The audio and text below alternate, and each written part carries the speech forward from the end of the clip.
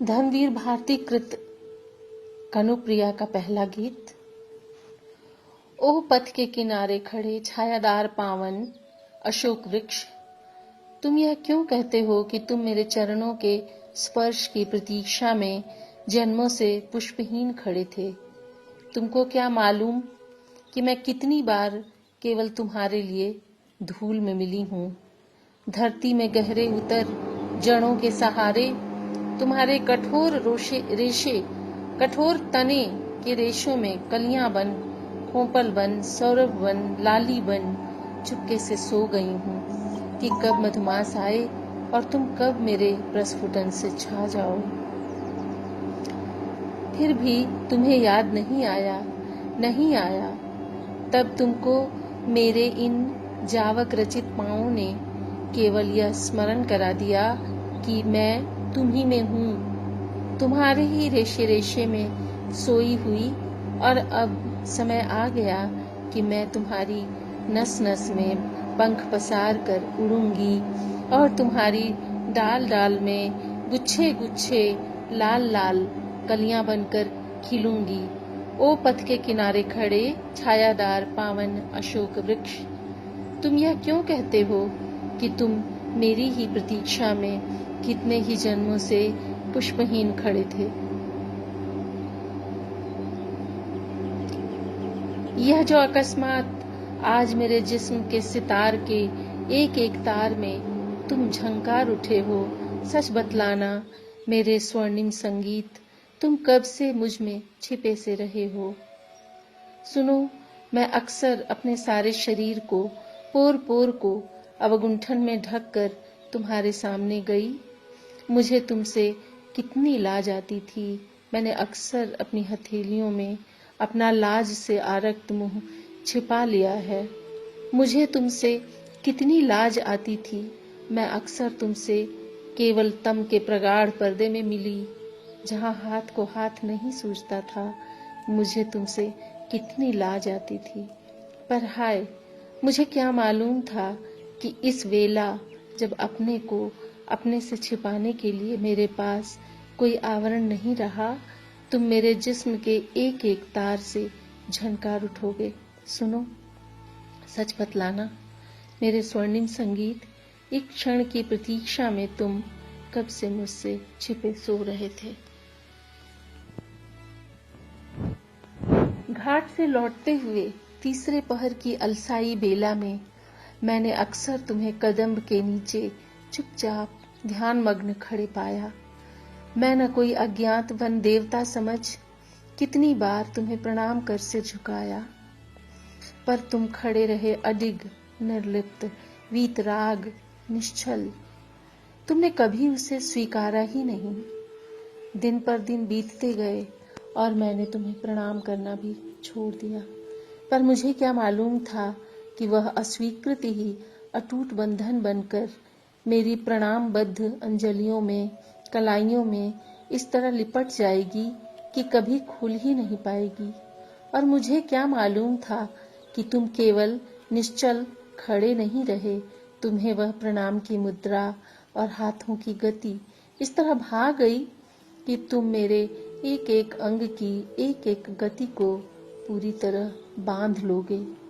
इस संपूर्ण के लोभी तुम भला उस प्रणाम मात्र को क्यों स्वीकारते। और मुझ पगली को देखो कि मैं तुम्हें समझती थी कि तुम कितने वीतराग हो, कितने निर्लिप्त। यह जो दोपहर के सन्नाटे में यमुना के इस निर्जन घाट पर अपने सारे वस्त्र किनारे रख मैं घंटों जल में निहारती हूँ, क्या तुम समझते हो कि मैं इस भांति अपने को देखती हूँ?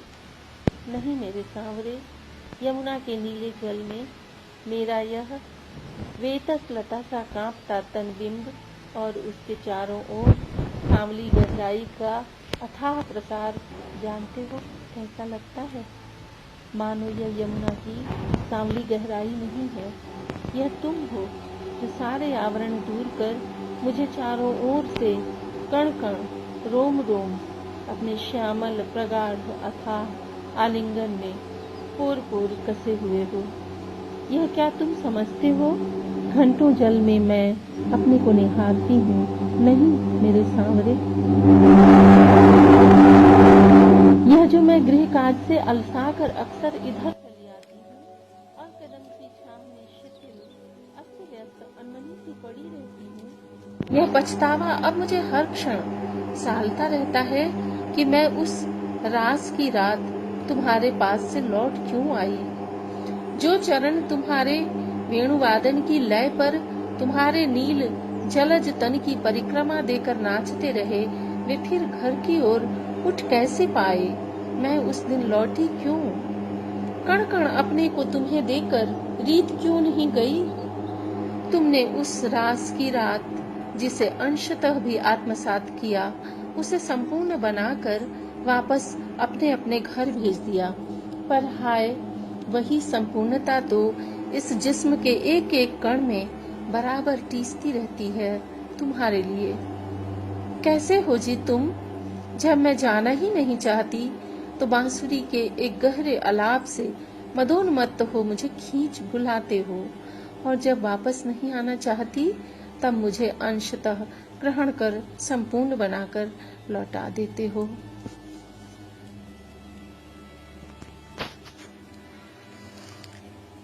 यह जो मैं कभी कभी चरम साक्षात्कार के क्षणों में बिल्कुल जड़ और निस्पंद हो जाती हूँ, इसका मर्म तुम समझते क्यों नहीं सांवरे? तुम्हारी जन्म जन्मांतर की रहस्यमयी लीला की एकांत संगिनी मैं उन क्षणों में अकस्मात तुमसे पृथक नहीं हो जाती मेरे प्राण। तुम यह क्यों नहीं समझ पाते कि लाज सिर्फ जिस्म की नहीं होती, मन की भी होती है। एक मधुर भय, एक अनजाना संशय, एक आग्रह भरा गोपन, एक निर्व्याख्या वेदना, उदासी जो मुझे बार बार चरम सुख के क्षणों में भी अभिभूत कर लेती है। भय, संशय, गोपन, उदासी, ये सभी ढीठ चंचल सचड़ी सहेलियों की तरह मुझे घेर लेती हैं, और मैं कितना चाह कर भी तुम्हारे पास ठीक उसी समय नहीं पहुंच पाती जब आम्र मंजरियों के नीचे अपनी बांसुरी में मेरा नाम भर कर तुम बुलाते हो। उस दिन तुम बौर लदे आम की झुकी डालियों से टिके कितनी देर मुझे वंशी से टेरते रहे। ढलते सूरज की उदास कांपती किरणें तुम्हारे माथे के मोर पंखों से बेबस विदा मांगने लगी। मैं नहीं आई। गायें कुछ क्षण तुम्हें अपनी भोली आंखों से मुंह उठाए देखती रहीं, और फिर धीरे धीरे नंदगांव की पगडंडी पर बिना तुम्हारे अपने आप मुड़ गईं। मैं नहीं आई। यमुना के घाट पर मछुओं ने अपनी नावें बांध दी और कंधों पर पतवारें रख चले गए। मैं नहीं आई। तुमने वंशी होठों से हटा ली थी और उदास मौन तुम आम्र वृक्ष की जड़ों से टिककर बैठ गए थे और बैठे रहे, बैठे रहे, बैठे रहे। मैं नहीं आई, नहीं आई, नहीं आई। तुम अंत में उठे। एक झुकी डाल पर खिला एक बौर तुमने तोड़ा और धीरे धीरे चल दिए। अनमने तुम्हारे पांव पगडंडी पर चल रहे थे, पर जानते हो तुम्हारे अनजाने में ही तुम्हारी उंगलियां क्या कर रही थीं? वे उस आम्र मंजरी को चूर चूर कर श्यामल वन घासों में बिछी उस मांग सी उजड़ी पगडंडी पर बिखेर रही थीं। यह तुमने क्या किया प्रिय? क्या अपने अनजाने में ही उस आम के बौर से मेरी कुंवारी उजली पवित्र मांग भर रहे थे सांवरे? पर मुझे देखो कि मैं उस समय भी तो माथा नीचा कर इस अलौकिक सुहाग से प्रदीप्त होकर माथे पर पल्ला डालकर झुककर तुम्हारी चरण धूलि लेकर तुम्हें प्रणाम करने नहीं आई, नहीं आई, नहीं आई। पर मेरे प्राण, यह क्यों भूल जाते हो कि मैं वही बावली लड़की हूं ना, जो कदम के नीचे बैठकर जब तुम पोई की जंगली लतरों के पके फलों को तोड़कर मसल कर उनकी लाली से मेरे पांवों को महावर रचने के लिए अपनी गोद में रखते हो, तो मैं लाज से धनुष की तरह दोहरी हो जाती हूँ और अपने पांव के पूरे बल से समेट कर खींच लेती हूँ। अपनी दोनों बाहों में अपने घुटने कस मुंह फेर कर निश्चल बैठ जाती हूँ। पर शाम को जब घर आती हूँ तो निभृत एकांत में दीपक के मंद आलोक में अपने उन्हीं चरणों को अपलक निहारती हूँ। बावली सी उन्हें बार बार प्यार करती हूँ। जल्दी जल्दी में अधबनी उन महावर की रेखाओं को चारों ओर देखकर धीमे से चूम लेती हूँ। रात गहरा आई है और तुम चले गए हो, और मैं कितनी देर तक बांह से उस आम्रडाली को घेरे चुपचाप रोती रही हूँ, जिस पर टिक कर तुम मेरी प्रतीक्षा करते हो, और मैं लौट रही हूँ हताश और निष्फल, और ये आम के बौर के कण कण मेरे पाँव में बुरी तरह साल रहे हैं। पर तुम्हें यह कौन बताएगा सांवरे कि देर ही में सही, पर मैं तुम्हारे पुकारने पर आ तो गई, और मांग से उजली पगडंडी पर बिखरे ये मंजरी कण भी अगर मेरे चरणों में गड़ते हैं तो इसीलिए ना कि कितना लंबा रास्ता कितनी जल्दी जल्दी पार कर मुझे आना पड़ा है, और कांटों और कंकरियों से मेरे पांव किस बुरी तरह घायल हो गए हैं। यह कैसे बताऊं तुम्हें कि चरम साक्षात्कार के ये अनूठे क्षण भी जो कभी कभी मेरे हाथ से छूट जाते हैं, तुम्हारी मर्म पुकार जो कभी कभी मैं नहीं सुन पाती, तुम्हारी भेंट का अर्थ जो नहीं समझ पाती, तो मेरे सांवरे लाज मन की भी होती है। एक अज्ञात भय, अपरिचित संशय, आग्रह भरा गोपन और सुख के क्षण में भी घेराने वाली निर्व्याख्या उदासी। फिर भी उसे चीर कर देर में ही आऊंगी प्राण, तो क्या तुम मुझे अपनी लंबी चंदन बाहों में भरकर बेसुध नहीं कर दोगे?